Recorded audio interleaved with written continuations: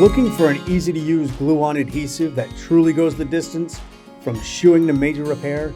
Only Equilux is strong enough to stand up to everyday wear and tear, yet remain flexible for easy filing and shaping, even nailing. To handle all your repair jobs from patching quarter cracks to major hoof wall reconstruction. Equilux. Tough, flexible, easy to use. Because a horse is only as good as its foot. I found a quote the other day from you that I thought was fantastic. So we did a short article of about less than 500 words, and you sold a full-page ad into the middle of this article, and you said to our editors, here's the quote, "I don't care whether the article you wrote is only 457 words or not. I sold a full-page 4-color ad to go in the middle of this story." And we did it. Well, it's sort of like a product placement thing. Exactly. And when I would talk to my advertisers, they'd be very excited about, the small mention of something. So, of course, you would want to be near that Right. article. So we did a lot of those. That was probably, a pretty short article to have a full-page ad. Well, it was just the fact that I could explain to people. I'd listen to the advertisers, heard what they said that they would like, and then I just would make it happen. I mean, I remember sitting out at VetTech's office, and they were not going to be a sponsor anymore of the summit. Remember that? And I said, well, what would it take? And they said, well, we need more exposure. And we looked at the program, and I said, how about if we let you have this amount of time before this thing officially started? You could just everybody would have your attention. You could show them how to glue on the shoes. And they looked at each other and said, can you do that? And I went, of course we can. Frank, guess what? Yeah, that was the start of where we had sponsors do the hands-on thing. Thing, and VetTech did it better than anybody else. They were very good about that. But yeah, you were very receptive to any ideas. If I came up with something crazy, you'd just say, sure, why not? Right, we'll give it a try. So you got to be really great friends with Bernie Chapman. And, Bernie would show up at your house to just get away from the rest of the industry sometimes. And that very first Bluegrass Laminitis Symposium, we met him there as well. And we really did hit it off well. We had kids about the same age. Actually, his son Baker is the same age, or pretty close to the age of my older daughter. But anyway, and we would just have a lot of fun together and laugh and talk. And at the time he was married to Linda, and just it would be nice. But he would be busy. He'd be traveling around the world and doing, I don't remember what was the Shaw of guitar or something, the Camels and stuff like that. And just for him he would call me and say, hey, doll, I'm at DFW. I'm on my way to Chicago. I'll be landing in 2.5 hours. And I'd run in to see you and say, I got to head off to Chicago. I'm supposed to pick Bernie up. No notice. And he'd come and hang out at the house, and he liked hanging out with the kids. We took him dancing at some honky-tonk bar or something or another, and he would just have so much fun. There'd be no talk of horses. There'd be no anything going on. It would just be relaxing time. So he really enjoyed it. He took time once to come to our office and spent an extra 3-4 hours and sat and visited with our... Educated us. Talked about what was going on in the world. And he was something, really great guy. Who was the actress he had met overseas? You remember? John Wayne's wife. He was good friends with her. And the other one was Bo Derek. Bo Derek, right, yeah. Yeah, so he had a couple really good friends. So you were a quilter. Still am. And there's a Bernie Chapman quilt that sold for $4,000 at the AFA convention. Tell us how that came about. Actually, there's a predecessor to that, do you remember? No, I don't. I'm getting old. Two of them went to, I'm going to take a look and see which one this is. Yeah. Okay, the previous year we had made a call out to everybody to submit the blocks that I could put together. Yeah, But I think the previous year, right I there had was done the- one. The previous year, I had done a quilt, and Bob Peacock and Lyle Horseshoeing I know who Hall you of Fame. Oh, we're talking about Lee Lyles. Lee Lyles, there you go. Right. Yeah. Anyway, they were sitting side by side up front, and they pulled that first quilt up, and but he said $1,000. Bob Peacock said $2,000, and he came back and said $7,000. Everybody just was like, okay, then apparently he wants it for his museum. The money went into their, I think it was it the Injured Farriers anymore? I don't remember exactly which one, but the monies that were raised from both of those quilts ended up going to help out Farriers. So it was well worthwhile, and it was nice because the industry kind of came together to do things. We promoted it a little bit. And Yeah, Bernie, it says here, Bernie's couple favorite ideas he had was the AFA Equine Research Fund and the Jim Lindsay Okay. Memorial Fund. Sure, yeah. And I think the other quilt was the same thing. Yeah. The first quilt, when we started doing it, because of my association with Bernie, people started saying it was a Bernie Chapman quilt, which then gave us the idea to actually make a Bernie Chapman quilt to sell, to auction off. So, yeah, they turned out good. Yeah, and the other thing we did is you had somebody call up from New York once that wanted to figure out how they could promote the Norman Rockwell Farrier painting. And the neat thing about that is we never quite got an ad out of them, but we went and bought all the copies that they had and framed them and used them. So they were used as donations at different places. Yeah.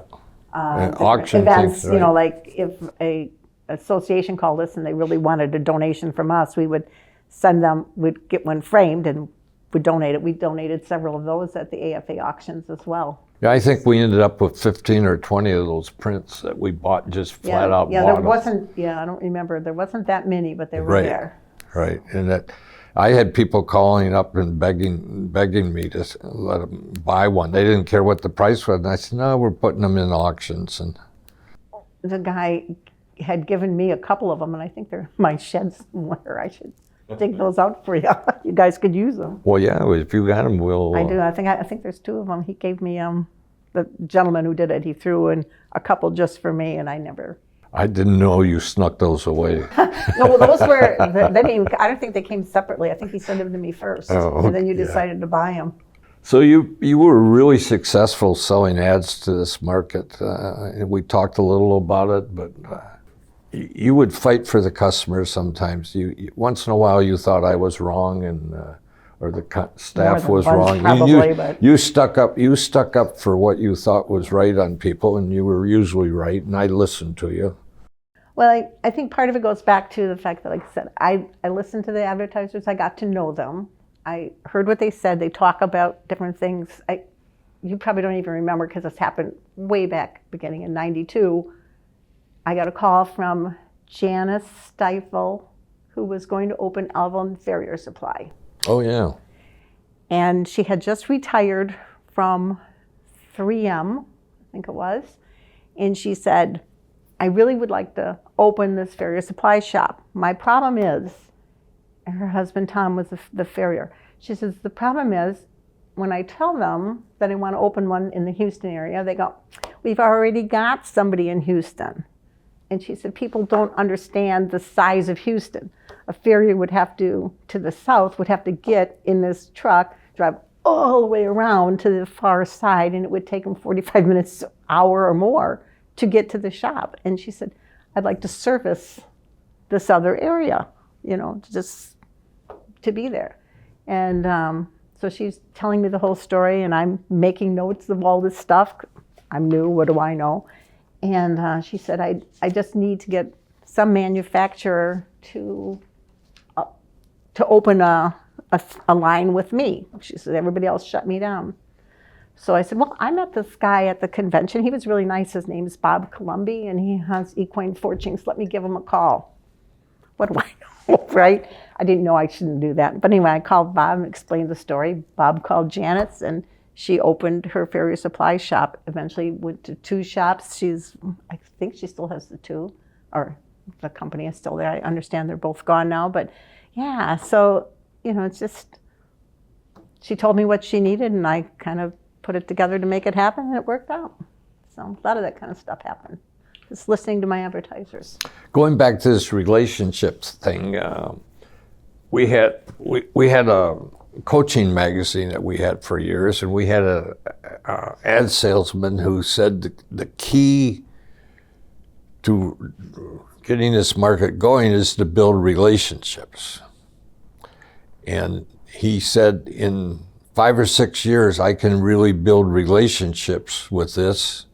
And my gosh, you did it at the first Bluegrass Laminitis conference we ever went to. It didn't take you 5 years to do it. It took you probably 5 minutes. I remember Red Wrenchen once saying that when we took over the magazine, how we changed the industry, because we weren't drawing lines in the sand or not sharing information. We didn't know enough to know what we didn't know. Right. So we were able to walk around and talk to everybody, and we'd go out to dinner and we would invite a farrier and a supplier and a manufacturer, and we didn't know we weren't supposed to do that kind of stuff, like this farrier here and here who might be competing against each other in the same area. We just did it. Come and have fun. And so I remember Red saying, you guys really did a lot because you broke down walls. You made it easier for us to talk to one another and share ideas. So there was less of that going on. Well, I think that's true, and we never had the attitude that we knew more than our readers. And we didn't. But, I was going to say, I mean, how many years, 50 years later, you can still say that? Eh? Yeah, and that's still true today.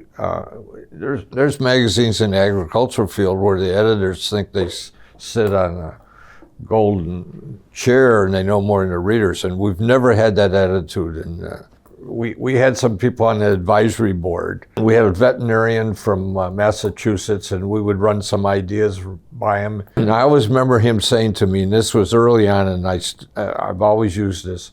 He said to me, I don't agree with this article idea at all, but I think you should run it. And we did. And then there's other people in the industry, if you ask them for their advice, they say, man, they're going to be mad if you ever run this article that they didn't like. And then there was Randy Lukart, who, you'd go to him and you'd say, give me an impression of this. And I wouldn't, one time I said to Randy, I think we were at dinner in London one time. We were going to the British meeting, and Pam and I said to him, Randy, sometimes you're pretty critical. You don't agree with anything. And he said to me, yeah, you asked me my opinion on this, and I gave it to you. And now that you run it, I don't have any problem with that. You asked for my opinion, I gave it, and you ran the article, and you probably made some changes, or you went back to somebody, and you did it. But other people, if you said that to them, they'd be mad for 25 years. And the other thing we did is, if somebody didn't like an article or something, we always said, hey, you write something else. We'll give your opinion. Now, 80% of those people knew that they had the chance to write something, but few of them did it. Maybe 10 or 15% did it, but they always knew they had the chance, because we said to them, hey, this is a magazine. We can have different opinions on something. And I had somebody once tell me that, I said to him, here's a lame horse with the left front foot. And if we asked 10 farriers what we would do with this horse, they'd have 10 different opinions.